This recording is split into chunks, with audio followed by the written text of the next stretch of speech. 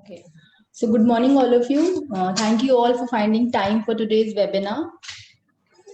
I'm Nidhi Gupta. I'm the moderator of today's session. I'm the editorial manager of Orange Education. Our company is a leading publisher of computer textbooks. Our books are in the name of Touchpad. We also conduct school level and national level Olympiads in subjects like science, maths, cyber, English, Hindi, astronomy, finance, etc. I'm very pleased to welcome all of you on this webinar conducted by Orange Education on NEP. The National Education Policy is set to bring a slew of major changes. The policy aims at making India a global knowledge superpower. And we are all inquisitive about the NEP. So let's get deep into it. Let's start. So our topic one is the 5 plus 3 plus 4 structure. That is our topic one. Just a second, I'll share my screen also. So our old 10 plus 2 structure is now the 5 plus 3 plus 3 plus 4 structure. So let's find this out from Anuradha ma'am. She's the principal of Red Roses Public School, Delhi. Ma'am, over to you.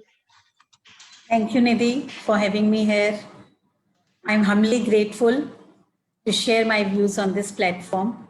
I know you've given me 15 minutes, so without wasting any more time, let me talk about 5 plus 3 plus 3 plus 4, the change which has come years. See, the main purpose of NEP 2020 is to design a framework and a vision of school and higher education. The key proposal of this policy is to change school's academic structure from the earlier 10 plus 2 school format to a new restructured 5 plus 3 plus 3 plus 4.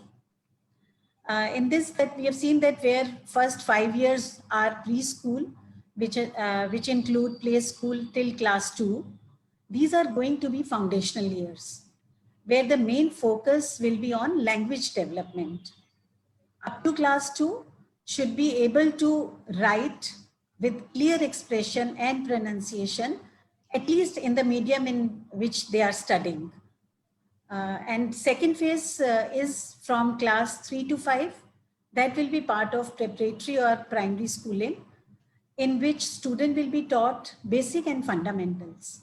Like we can teach shapes by showing pictures of historical monuments. It's not that we are not teaching pictures, picture reading, but the new education policy expects the teachers to broaden their imagination and go beyond resources that are available at present.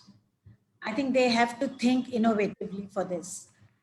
And this is followed by another 3 years from 6 to 8, which will be middle schooling. The student's life changes altogether at this stage. He is introduced to all kinds of subjects so that he understands where his interest lies. He has to look at all different fields available, taste the flavor of each subject, so that in the next phase, he is able to decide what to focus on. Plus, vocational and internships are also introduced, which means that giving practical knowledge to the student, which was missing in our school system earlier. Maybe we can follow the Gandhian model that he experimented at Tolstoy farm during his stay in South Africa, where learners were given the responsibility to do work as per their capabilities and choice. Such things can never be learned through books. So efforts are made to make the knowledge more practical. Also, in this, coding is going to be introduced. This is something really amazing. Till now, coding was taught only to those who want to go in for computer applications, and that was taught either to IT students or in the bachelor degrees. Now they are going to introduce coding itself, because I think coding helps to sharpen the brain, which will really help the child to understand the typical concept, and that will be in a better manner and to become independent individual, making his own games and software. I think these days we can see on advertisements also a child of class 6 is making his own games and new softwares. And finally, 4 years of class 9 to 12 will be secondary schooling. This is the time when the child selects the subject which he wants to make a career. The biggest change NEP has done is the child can select now from the plethora of subjects without bothering about the streams like science, commerce, and humanities. It can be a combination of elective as well as vocational subjects. I think that's quite amazing. They have restructured everything, and I really hope the way it looks on paper, it should be implemented in the same way. And now let's talk about the attaining of fundamental literacy and numeracy for children. I think it's an urgent need since both government and non-government surveys indicate that we are in the learning crisis. It is a bitter truth that our education system, that most of the students at elementary level have not attained fundamental literacy that we can say is reading with comprehension or basic addition and subtraction. Why students have not been able to acquire these fundamental requisites of education is that it is only because Indian schools lack in effective methodology and well-trained teachers. Of late, it has been observed that there is a dearth of people willing to join teaching profession. And that's very sad to say, but then it's the real fact. Apart from this, teachers lose interest in their profession due to lack of motivation and support. All these factors affect the teacher's efficiency and creativity, which results in students lacking in fundamental literacy and numeracy. This is another truth that rest of the policy will become relevant only if most basic learning requirements, which is knowledge of 3 R's, that is reading, writing, and arithmetic, is achieved. The new education policy plans to achieve this goal by 2025. For this, national mission of fundamental literacy and numeracy will be step up, and all state governments will immediately prepare an implementation plan, which is, I think, very important for that. And our previous experience also tells us that students coming in grade 1 are actually not prepared because no proper education is there before this stage in remote areas. So they've made a 3-month module in preparing for these students. It's just that it's a revision of what all is done in the preschooling. We have to explain parents that if his child is not ready for grade 1, they should adopt this 3-month course. And in my opinion, a few teaching methods that we can adopt to achieve our set goals are attaining foundation literacy and numeracy. These include counting and basic mathematical functions, which are that by using numbers in context and relating them with the real life situations. Those we can say that reading clock, calculator, price list, or keyboard, or a child if it's throwing a paper plane to just measure the distance, and switches on the switchboard. These are all the real life situations. Such activities can be adopted, and teachers should relate them with the mathematical ideas or concepts by relating it with the previous knowledge what the child had. Fun activities and proper mathematical language should be adopted by imparting knowledge of tables, which is very, very important, so that the students can expose to concrete learning. In-service training workshops for teachers can be a good idea to find new initiative in this numeracy. Now, I think the most critical reform in the education system is replacing the practice of rote learning with child-centric approaches that create opportunities of activity, engagement for critical thinking, collaborative learning. and hands-on experiential learning, and allow them to think, discuss, and debate to implement this knowledge. In order to make classroom time for these pedagogical processes, the NEP has recommended that syllabus should be trimmed and made more relevant. Curriculum will be reduced and more of vocational courses will be introduced. And a holistic approach is important because this promotes the peer learning and group studies, which reduces comparison within students. And to prepare new curriculum, special committees are of all the stakeholders, including parents, will be constituted under the able guidance of SCERT. And all these inputs will definitely be further developed by NCERT. And children are naturally curious, and this can be satisfied through inquiring. This is the reason we often observe that young children ask many questions, and sometimes their questions leave us pondering over our own knowledge. But many a times these questions, especially in class, are overlooked, and sometimes even they are snubbed for asking too many questions. The only reason behind this is that I think the teachers are always in a rush to finish off their syllabus. So to overcome this, curriculum should be more of a project based, that is experiential learning, where children learn by doing. Instead of learning definitions and formulas again and again, which is a part of rote learning, I think the teaching should be more of activity based. Hands-on experiences is always useful because when a child is learning by doing some experiments on his own, he's never going to forget those experiments. Ma'am? School, the curriculum will be designed in such a way that it ignites the spark to find more about the concepts that they have learned. Ma'am, I would like to interrupt. Yeah. Ma'am, please throw some light on the structure also. The old 10+2 structure is now the 5+3+3+4. That is the age group that has been categorized, the foundational, the preparatory, and there are 4 now stages. So please share something about that as well.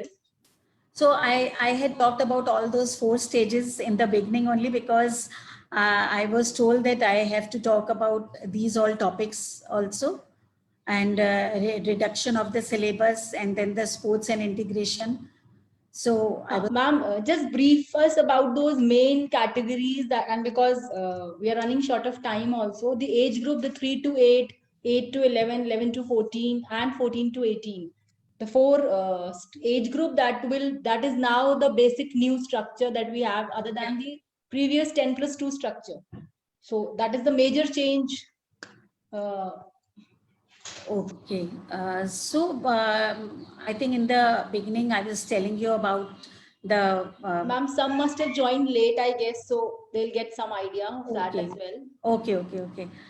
See, the only thing was that the new structure of education policy, where they want that holistic development and should be there, and students should enjoy more and they get engaged in the process. So the earlier 10+2 was that from nursery to class 10, they are finishing off with the first part of the syllabus, and in 11, 12, it is the they are mainly studying for board examination. Now they have reduced this into small groups so that if a child is joining in nursery till class 2, that child is going to complete a part of it, which is called a 5. Like that class, nursery to class 5 years of schooling the child has done, where the first 5 years, which I was telling you, will be called those foundational year. This is very important because the language development is not possible in some of the remote areas, and we have seen that in many government schools also nursery KG is not part of the main school. So when a child joins in class 1, he or she should be knowing about the details of what the child has done in nursery and KG, so that when a child is joining class 1 after this nursery and KG, which has become a play school also. Now they have added 3. Earlier we used to go in for preschooling and pre-primary. Now they have added play school also with preschool and pre-primary. Yes, ma'am. a child is learning more about those three in those 3 years. And when he comes to class 1, he should be a bit knowing about the language development, which is very important, and which is, I think they should be able to write clearly with some expression of their own language, because everyone is not learning English or Hindi. They have got their own mother tongue. So they want that in any language the child is studying, he or she should be able to have some basic fundamental knowledge about the subject what he's going to learn in class 1 and 2. And then when in the second phase, when he's going to class 3, the preparatory or primary schooling, at that time he's taught the basic and fundamental. That is that when a child goes to class 3, they should be knowing joining words and knowing about 3-letter word and able to do subtraction and addition. So all these are the fundamentals and basics what are taught to the child. And these then they are going to give more and more, going to teach them with more and more examples, which is very important, that a teacher is not just reading and the child is not doing the rote learning. They're just showing by experiential learning, where a child is given so many toys or different wooden material, or going to show them that this is a small seed, if you're going to put water and it is going to come into a big plant. So all these hands-on experiences the child is going to learn in this. And it's not that when a child is taught tables like they're saying 2 ones are 2, 2 twos are 4, and all this is just the ratification what the child are always doing. Ma'am, we need to cut this short. So because I think we have to move on to the next topic. So shall we just sum up? Yeah, to sum up, I think I just wanted to say that all this, what the NEP has brought in the end, so it should be on paper and pen. And I would just like to mention that we are not doing something new. This policy is taking us to our ancient times, where educators and learners had knowledge of several subjects, and that knowledge was interrelated and interconnected. So when we talk about just one example in Ado da Vinci, where he was a painter and creator of famous Mona Lisa painting, but was also an engineer and a mathematician. He used golden ratio in his painting that became the masterpiece. So we can very well understand that by integrating knowledge, we won't have to reteach the learners what they have already learned elsewhere. So I think, in my opinion, new NEP is great document which needs to be implemented in the true spirit. Thank you. Thank you so much, ma'am. So I'll move on to the next topic quickly. Thank you, ma'am. Anuradha, ma'am, thank you so much. Thank you. So our next topic is flexibility in course choices. New NEP gives the flexibility to the learners to choose any stream, any subject from any stream. That sounds interesting. So Shivani ma'am will throw some light on this. She's the principal of GD Goenka School, Haryana. Welcome, ma'am. Thank you so much, Nidhi, for having me here. And thank you so much, Dr. Anuradha, for setting the tone for me. So the New Education Policy 2020 is a roadmap to the future of learning, which is transformative. That is a deep, profound system-driven change, focusing on process of to survive, sustain, and succeed in a fluid and a dynamic world. So when we talk about the flexibility in course choices as proposed by NEP, it means that there would be no watertight compartmentalization of subjects. That is, no divide into STEM faculties or humanities. So students have the liberty to choose subjects based on their interests and aptitude. There will be no hard separation among curricular, extracurricular, or co-curricular subjects, among arts, humanities, and sciences, or between the vocational or academic streams. Subjects such as physical education, aesthetics and arts, vocational skills, would be in addition to science, humanities, and mathematics, will be incorporated throughout the school curriculum. Experiential learning, as was mentioned by Dr. Anuradha as well, will be adopted in all the stages.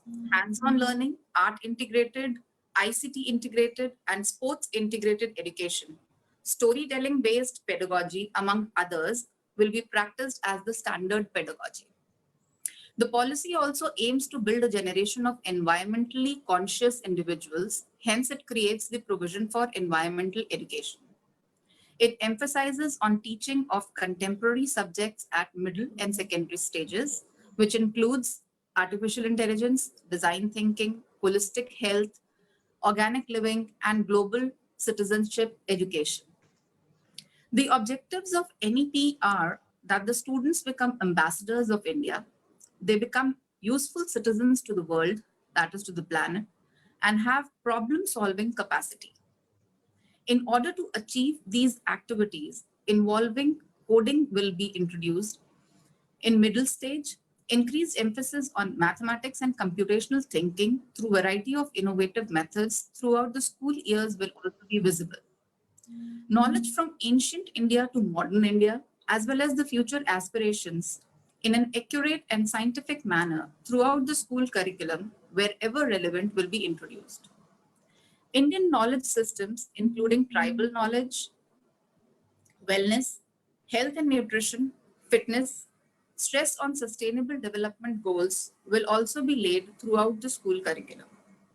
Though there will be textbooks created at national level containing the essential core material, states will have the flexibility to incorporate the state flavor and the material required.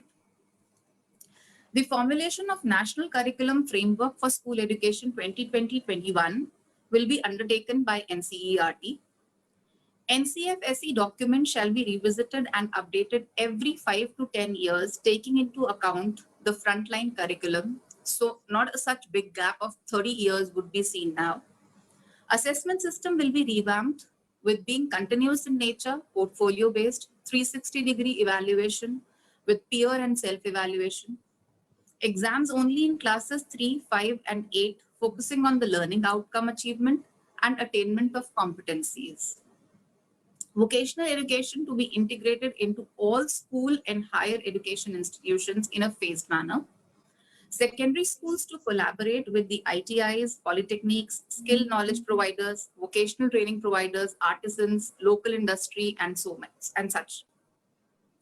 The skill labs to be set up in schools in a hub and spoke model to allow other schools to use the facility. So schools can be used as the resource. School education boards to be strengthened to carry out the assessment of vocational courses as well. 10 days bagless internship with local experts such as carpenters, potters, etc. And the industry internships during the vacations would also be introduced. Skill aptitude tests, that is SBTs, skill-based aptitude tests to be introduced to provide guidance to the students for their career choices. Hence, to summarize, NEP is progressive, aiming at helping the students acquire lifelong learning skills to cope up with the rapid pace of technological changes. It aims to provide opportunities to learn real-life contexts that addresses their personal, social, and economic issues, and to equip students with the ability to identify, create, initiate, and successfully manage their personal, business, work, and community opportunities. Thank you. Thank you so much, ma'am. So I'll move on to the next topic. Topic 3 is multilingualism. Seema ma'am will tell us about the implementation of the 3-language formula that the NEP is talking about. She is the principal of Sanjeevani World School, Maharashtra. Seema ma'am. Thank you, Nidhi, and thank you, Dr. Anuradha and Mrs. Shivani. You have actually set up the tone, and I think this is what all the speakers are doing, so it is becoming much easier for the other panelists. So to start with multilingualism, language is a medium of instruction. Language is not all of education, and this is what sometimes is interpreted wrong. So when we talk about NEP, NEP has given or laid down very clear guidelines concerned to multilingualism. Now here it mentions that multilingualism to be pushed from from age 2 to age 8, because that is the time when we are building the foundation for our children. So when you are explaining a particular concept or introducing a concept to a child in the mother tongue, it becomes very easy for the child to comprehend and understand it. So we have seen that there are various countries who are advanced countries, they are using mother tongue as the language to impart the knowledge. So here, age 2 to 8, multilingualism need to be used, and wherever it is possible, like teaching process to be based on the languages, when we say like their mother tongue or their local language, but it needs to be enjoyable, it needs to be interactive, there should be a lot of conversation, plenty of reading followed by writing, and this is about mother tongue when you are using. Now reading and writing of other 2 languages or the 3 languages that we are talking about, it will start from grade 3 onwards. So class 3 onwards, 3 language formula will continue. This will be the medium until grade 5, but preferably it can go till grade 8 also. And mother tongue, local language can be used till grade 8. So all language learning will basically aim at experimental learning through art, music, poetry, and theater. So it won't be just learning, it will be somewhere wherein you are bringing the language alive. So multilingualism will also continue wherein students are given instruction based on their local language, their mother tongue, and then they will shift to bilingual when they will come to class 6. So after that, such students will be introduced to maths and science with bilingual textbook. So bilingual textbook, now schools need to be ready to implement bilingual textbook, but they need to be aware of English by grade 9. Every student in the country will participate once from grade 6 to 8 in different projects based on the languages of India, like Ek Bharat Shresth Bharat Fun project and activity, common phonetics, common grammatical structure, sources of vocabulary, unity of cultural heritage. Also, when we talk about the relevance and beauty of classical languages of India, it's need to be brought out, especially Sanskrit needs to be emphasized on, and all these languages need to be imparted based on storytelling, poetry, drama, architecture, medicine, politics, music, grammar, philosophy. Everything needs to be integrated and intertwined with each other so that the beauty of language is maintained. So when we take it further, multilingualism, when we talk about teaching classical languages, it will be widely available in school now, and it can be taught through online module, it can be taught through experimental module or innovative approaches, as well as integration of technology. So technology will not be restricted to our maths and science or other English-based subject, but it will also be integrated with all our classical languages. All students to be given an option of learning at least 2 languages of 2 years of classical languages. So 2 years they can opt for learning of classical languages, wherein they can continue from middle school and they can take it further till secondary level also. Use of technology, as I told you, technology and experiential learning needs to be there to enhance these languages. So it can be by apps, various apps, it can be by gamification, it can be by weaving cultural aspects of different projects, films and theater, storytelling, art and music, and local literature. So apart from these languages, classical languages, also students will be exposed to foreign languages. So they will have the option to choose any of the international language like Russian, Spanish, German, French, Thai, Japanese, Korean, that is as per the availability of languages. Also, Indian Sign Language, ISL, will be standardized. So now the main purpose of multilingualism is to keep our heritage and culture, that, like we always say, India is a rich country. So we need to keep it alive. Our literature, which is there in our classical language, holds a lot of significance. So what we are doing right from the beginning, we are providing the child stimulation so that the child is learning and understanding. So a very small example, when a child comes to nursery, if the teacher says sit down, sometimes child does not understand. So taking an example of Maharashtra, we do tell them besija, neat bus, baith jao, sit down. See what happened, it becomes very easy for child to understand when we are teaching them in their own mother tongue. And that is how we have to take multilingualism forward, and it can be taken till grade 8. After that, the children will have the choice to select the language that they want to proceed further. So I see it as a very, very visionary implementation, because most of the advanced countries have done that and their base is very strong. When we see India in PISA test rating, we have seen that we do not rate well, but when we see the Nordic countries who are rating well, because their base is very strong. So again, as I said, a visionary document which needs to be implemented wholeheartedly, then only we can see the results. Thank you so much. Thank you, ma'am.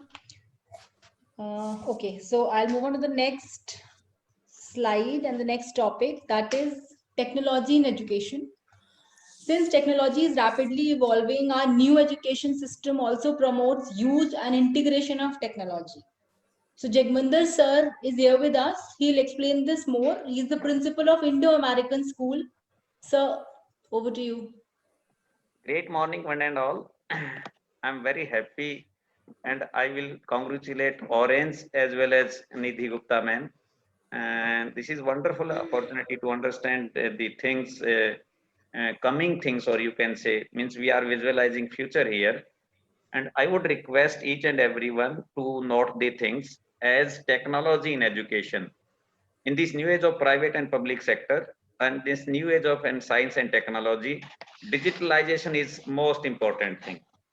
Digitalization is the priority nowadays. In this pandemic, we see that technology is helping people a lot.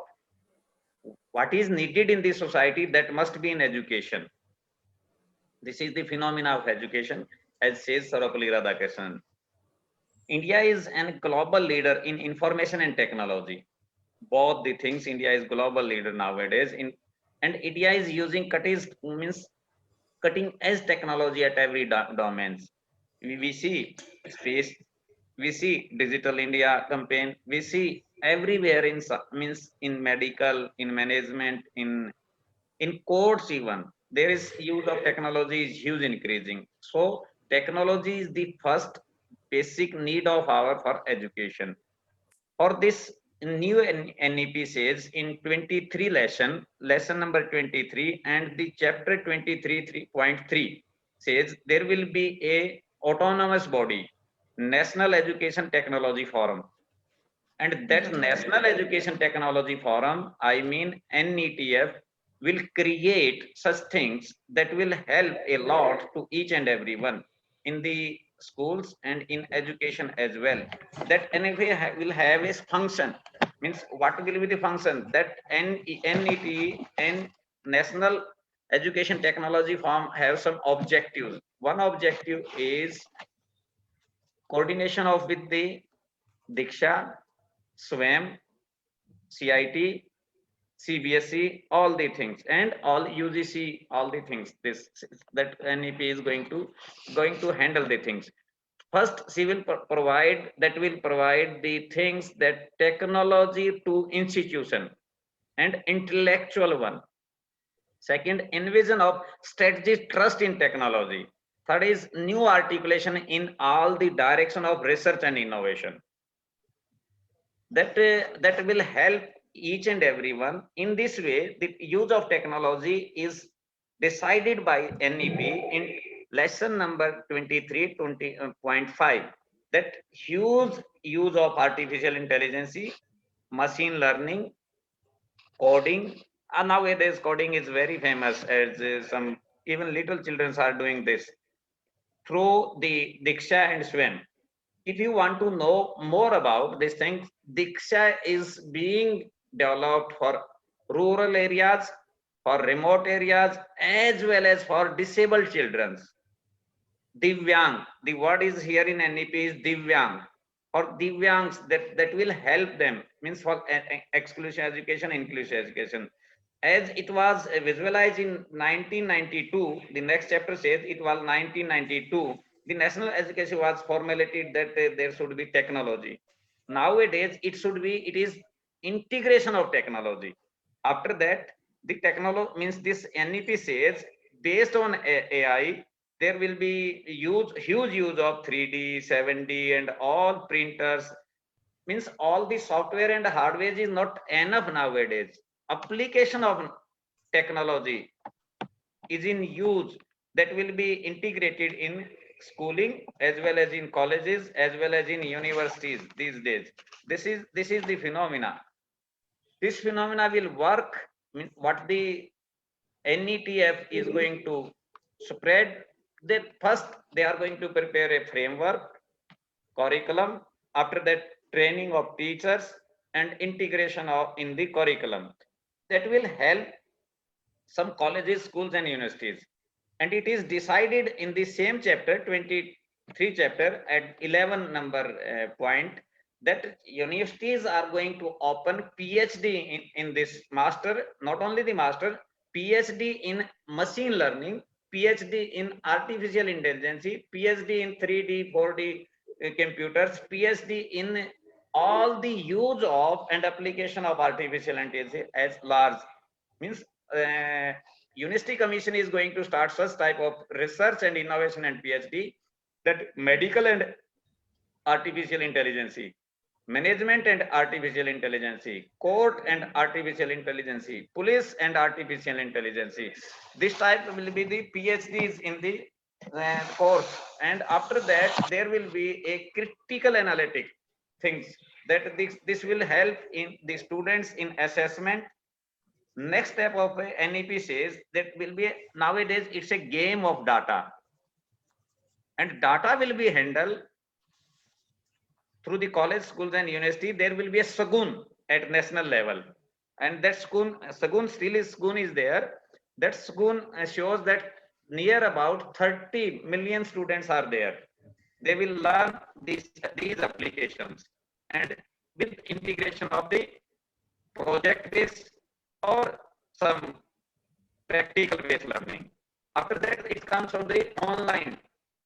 When it comes to the technology and online use of technology, the new circumstances nowadays, new circumstances in this crisis, this pandemic has taught us the benefit of technology, as so many children are learning through Google, Zoom, Meet, Kahoot, Canva, and all the website like Socrative, Padlet, Prezi.com, means all the so many sites are used. So in this paragraph number 24.1 says, the pandemic shows us, pandemic tells us that it is the basic need of the technology in education. After that, not only this, that use of technology at the remote, there will be a center in the villages. There will be 32 channels, and that will use technology for Divyang, education. Sir, can I interrupt for a second? Sir, can you hear me? Yeah. Sir, I just want you, please, I request you to please cut it short, as I have only 30 seconds. 30 seconds. Yes, sir. If you are going to speak or no going to speak, 30 seconds means over. This online means last point of NEP says that this will be a repository and digital infrastructure that will help in online teaching and tools, creation of content, digital libraries and dissemination. This will address the virtual lab as it. This is the last chapter of training in the NEP. Thank you. Thank you, one and all. Thank you so much, sir. Okay. So I'll move on to the next topic, that is higher education. Higher education, as we all know, contributes to a growing national economy. It is a key to the progressive and prosperous nation. So Shivani ma'am will brief us what the NEP says about higher education. Shivani ma'am. Thank you so much, Nidhi. As my fellow panelists and I have mentioned earlier, NEP 2020 is a revolutionary, a forward-thinking and a progressive document which aims at bringing transformation in the education system. So learning will be outcome-based here, more research-oriented, focusing on the core skills and the competencies, helping education system produce globally competitive graduates ready to be employed with no gap between the industry requirements and the student's skill set. because as of now, what we see that there is a huge employability skill gap when the students graduate from the universities. So that is going to be primarily taken care of. The national education policy, or the new education policy, focuses on large multidisciplinary institutes offering multidisciplinary programs, enhanced learner experience through curriculum revamping, fostering critical thinking, creativity, and humane qualities, holistic development of individuals through integrative and flexible approach, and last but not least, high quality research through National Research Board. The multiple entry and exit system and the academic bank of credit system will increase the number of students enrollment to various courses.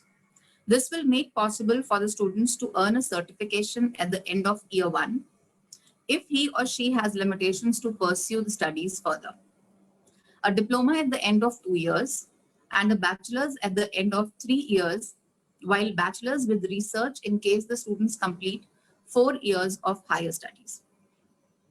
MPhil is going to be scrapped, and the student can directly enroll into PhD program after the 4-year bachelor's with research program. As a means, education will become a powerful instrument of achieving and sustaining economic growth, thereby reducing poverty and enhancing equity. The policy has recommended replacement of University Grant Commission with National Higher Education Regulatory Authority, that is NHERA. It classifies the higher educational institutes now in 3 categories. The type 1 is the research universities, the type 2 the teaching universities, and the type 3 the teaching colleges. National Higher Education Regulatory Authority, that is NHERA, shall be the sole regulator for all the higher education, including professional education like nursing, medicine, and all. All India Council for Technical Education, that is AICTE, and National Council for Teacher Education, NCTE, will be transformed into professional standard setting bodies, that is PSSBs. Massive open online courses, MOOCs, will be given special preference. Open and distance learning, ODLs, also will be covered under National Assessment and Accreditation Council, that is NAAC, and only qualified institutions will be permitted to conduct the ODLs. The recognition by National Assessment and Accreditation Council will be in terms of yes and no, instead of the grading system. Levels will be introduced between assistant, associate, and professor cadres. Boards will be constituted to grant autonomy for type 1, 2, and 3 institutions. For energized, engaged, and capable faculty, the NEP 2020 aims to establish National Research Foundation, NRF, which will fund research institutes. It also aims to restore integrity to teacher education, move teacher education into multidisciplinary colleges and universities, and upgradation of professional education, promotion of education technology in teaching learning efforts by setting up of National Educational Technology Forum, Department of Science and Technology, DST, and Indian Council of Social Science Research, ICSSR, like funding agencies in addition to the National Research Foundation, NRF. To sum up, the 3 broad outcomes of excellence in higher education are going to be contribution to economic growth and competitiveness, improvement in social equity, and poverty elevation.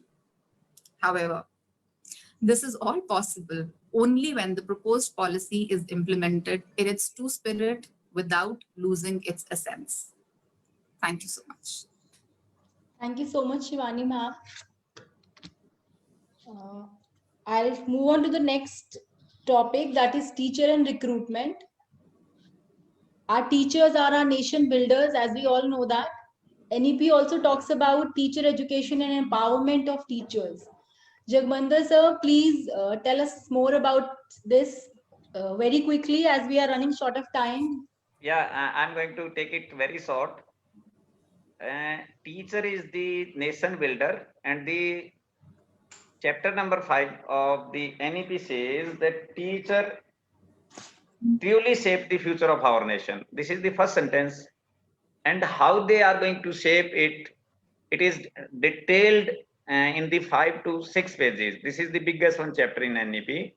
Nowadays, what is the atyachar to my country is there are 16,000 B.Ed colleges throughout India and 15 are non-attending. 15,000 means 90% are non-attending.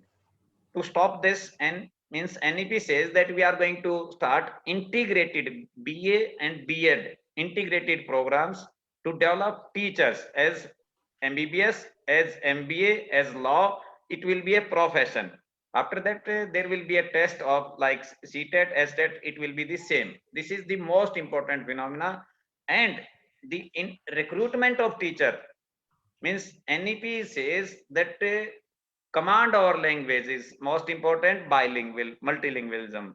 And apart from this, knowledge of the subject means the teacher who is coming to teach math, who is coming to teach science or SST or Hindi or English or any subject, that he or must have depth of knowledge of that subject. Then skill set, and skill set is so huge: life skills, behavior skills, communication skills, teaching skills, assessment skills, and learning to learn skill. After that, this is the third qualification. And fourth is judicious use of technology. He must know or she must know. I mean कि teacher अब तकनीकी में भी पारंगत is needed. That is the things. And for this, the national curriculum framework is going to redesign, and the requirement and training, after that, professional development, continuous professional development of the teacher will be there. In this way, the teachers are going to train professionally, not only B.Ed, in a professional way. And am I audible? Nidhi Gupta ma'am. Yes, yes, sir. I'm audible. And Yes, sir. the recruitment, there will be a board, and that board will have a framework of these 5 domains and parameters, and it will be a transparent to each and everyone. And there will be an education commission that will decide all the things. This is in very brief, ma'am. Thank you. Thank you so much, sir. Our last topic is Target 2030. So National Education Policy is the first policy of the 21st century. Let's find out from Seema ma'am, where will we be by 2030? Thank you, Nidhi, once again. And the National Education Policy wishes to place India among the best education system across the world, we know. And by 2030, we target to achieve the SDG 4. To begin with, let me start with ECCE, because by 2030, 100% achievement of ECCE goals is what is envisioned as. So when we talk about ECC, that is early childhood care and education, 85% of cumulative brain development happens by 6 years. So here the main goal is to make children enter class 1 to be school ready by 2030. So by 2030, the children who are coming from pre-primary to class 1, they should be class 1 ready, because sometimes there is a huge gap between senior KG to grade 1, and that needs to be filled. So how that will be filled? So pre-primary education will go through Anganwadis with primary school, pre-primary schools which are located in your vicinity, or any standalone preschool. Now, what the government has envisioned, or what the policy envisioned, that workers and teachers of pre-primary school will be specially trained in ECCE pedagogy, based on the best of national and international practices. So it may be art, it may be storytelling, poetry, songs, or anything else which is in line with international curriculum. NCERT will develop a framework for ECC in 2 phases. First will be from 0 to 3 years, and second will be from 3 to 8 years. Now the competency of ECC teachers will be developed. The teachers who are 10+2 candidate, they will be given 6-month certificate program. For the lower educational qualification, 1-year diploma program will be there. And the modes of program will be online also, distance learning also, learning through their smartphones and other devices also. School education department will train Anganwadi teachers, because that is one area we have to focus a lot. So at least once in a month, there will be monthly contact classes so that they can be trained. Now, during this process of training ECCE teachers, MHRD will also develop a curriculum through NCERT. Age 3 and 4, that content will be preparatory in nature, and age 5 year plus, that content will be something which will prepare children for class 1. So this will be taken consideration of. Playway method will be taught to teacher, they will be trained for that, and the ministries that will be responsible for that will be our HRD ministry, WCD, that is Women and Child Development Ministry, and FW ministry, that is Health and Family Welfare Ministry, and also Tribal Affairs will be a part of that. Cognitive skills, effective domain, psychomotor, early literacy and numeracy, health checkup will be a part of their ongoing training. So it does not end here. 2030 also envision that all the teachers from various domains need to be trained in a different manner. So B.Ed will be offered at 3 levels. There will be 4-year B.Ed course, those who are 10+2 candidates. There will be 2 years for the one who are graduate.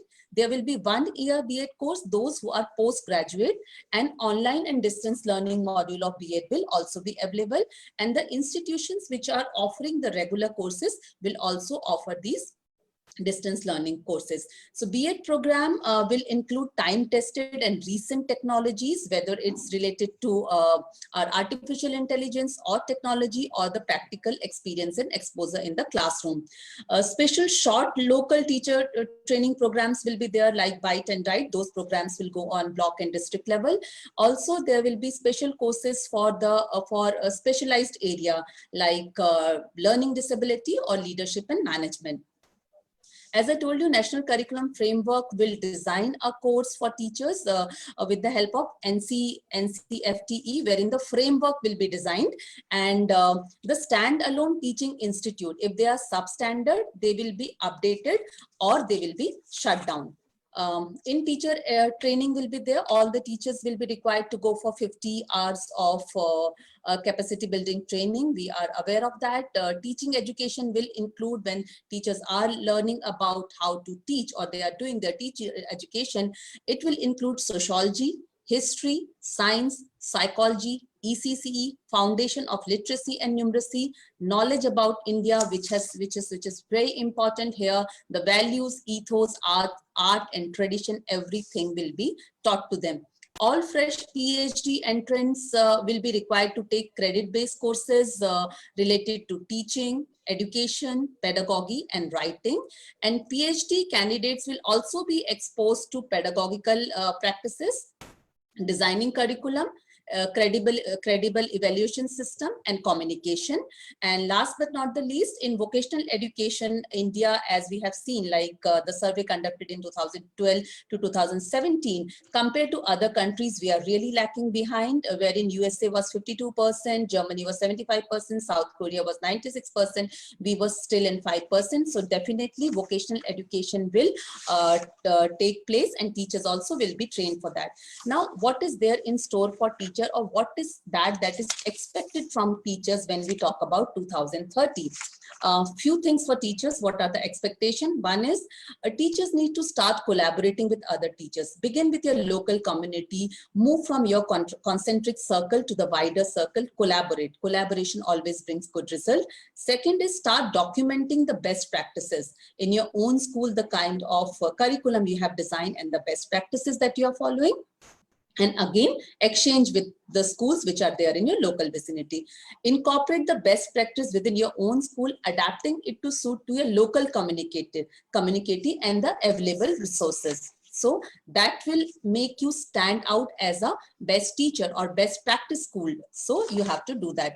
Now come up with a different kind of method to assess the children, because you have to become a progressive thinker teachers now. So these things are required from a teacher. So we always say that be the change. So this is the time for teachers to be the change, to upgrade themselves as per the new education policy and implement the change. Because till the time we will not implement the changes will be only on the paper. So as everybody said, this is a beautiful document, it's a visionary document. It's time to set the reset button and implement the change the way it is mentioned. And definitely India will become a knowledge country if we follow it the way it is documented.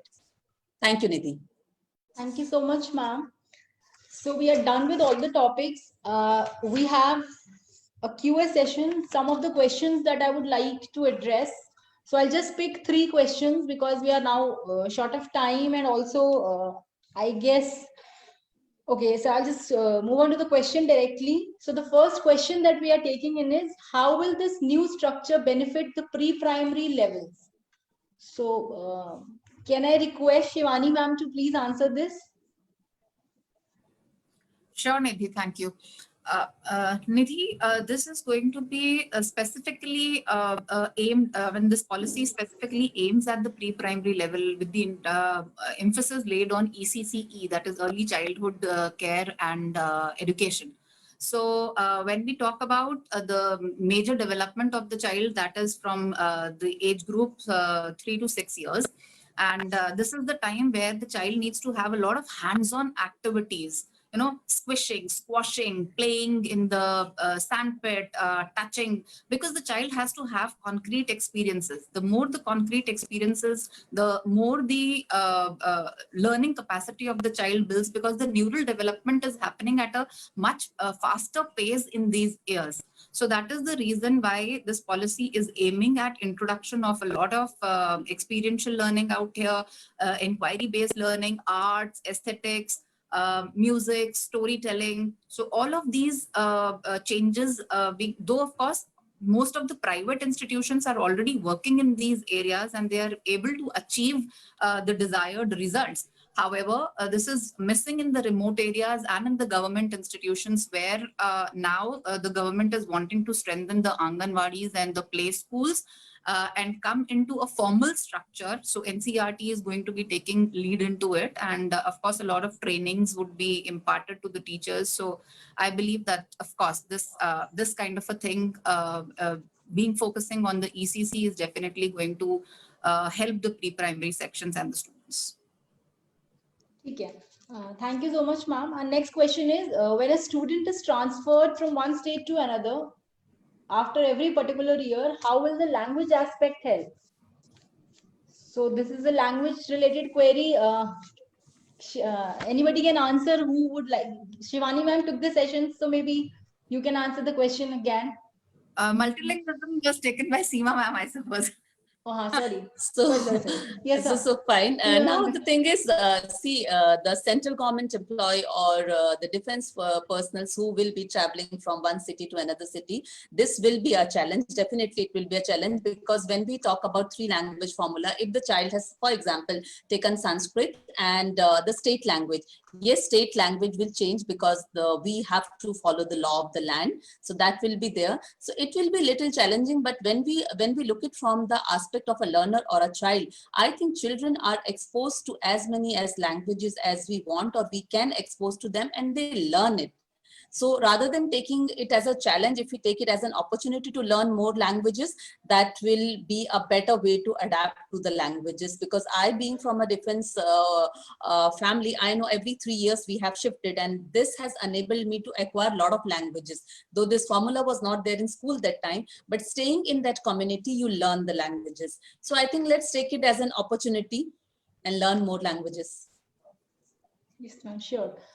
Our last question is, in some schools, computer teachers are only diploma holders. So what is their future? Shivani ma'am can answer this.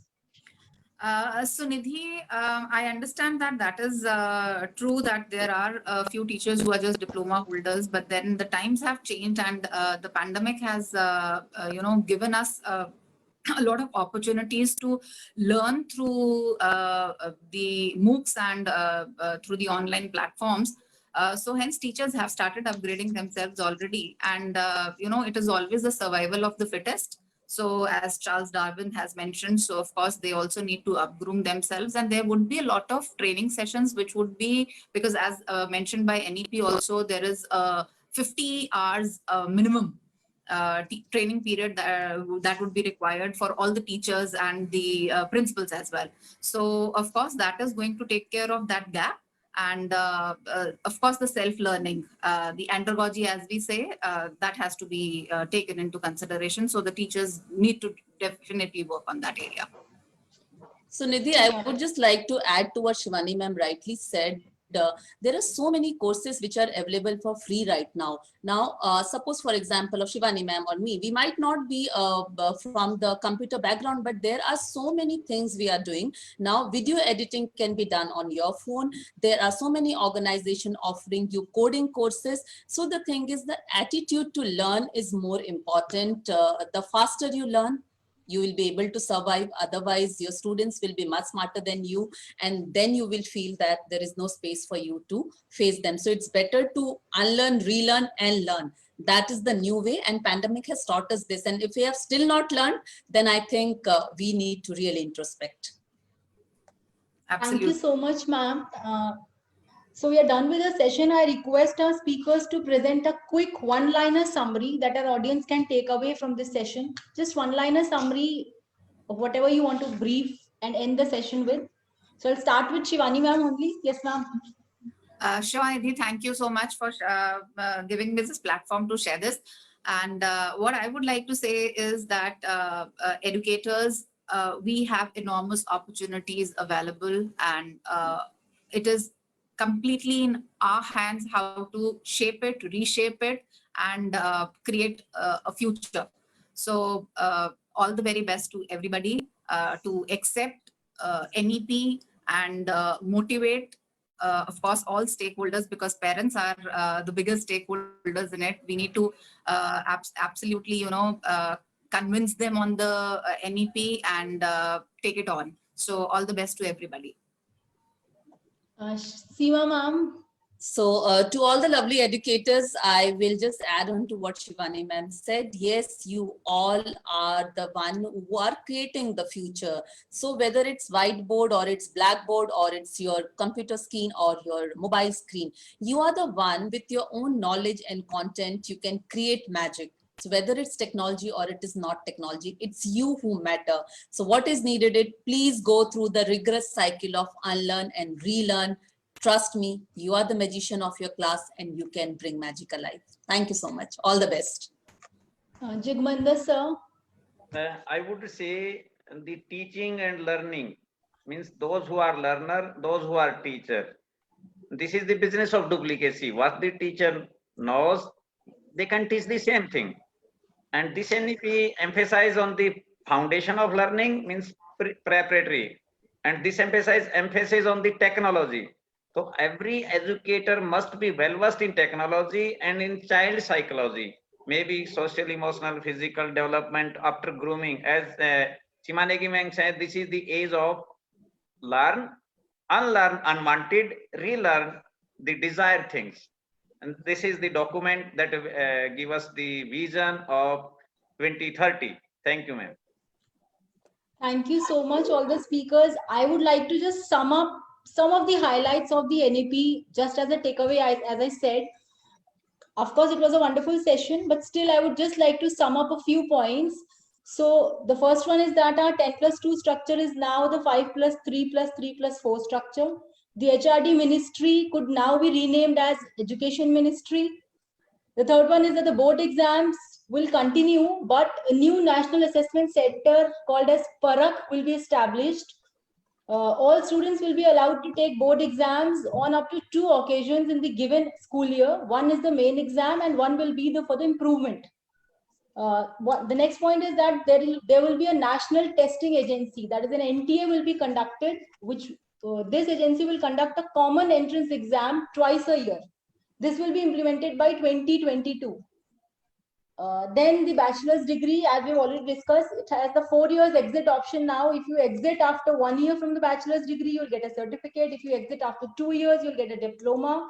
If you exit after 3 years, you'll get a degree. And if you exit after 4 years, if you complete the 4 years bachelor's degree, you'll get a degree with a research program. Then MPhil will be discontinued. And then one point is that an autonomous body that is called NETF, that is the National Education Technology Forum. This agency will be created to provide a platform for free exchange of ideas on the use of technology. Then the 4 years integrated B.Ed will be the minimal degree of qualification for school teachers by 2030. Mother tongue will be the medium of instruction as much as possible. Then the NEP also focuses on coding for children, AI, machine learning, ebooks, and more. So lots of major changes. Of course, as we all said, we are expecting our education system to go through a very, very major change. Thank you all. I would like to thank all our speakers for enriching our knowledge. And thank you all the participants for attending the event. Have a good day. Thank you all. Thank you, Thank you everyone. so Thank you. much. Thank you so much. Thank you. Thank you. Have a good day.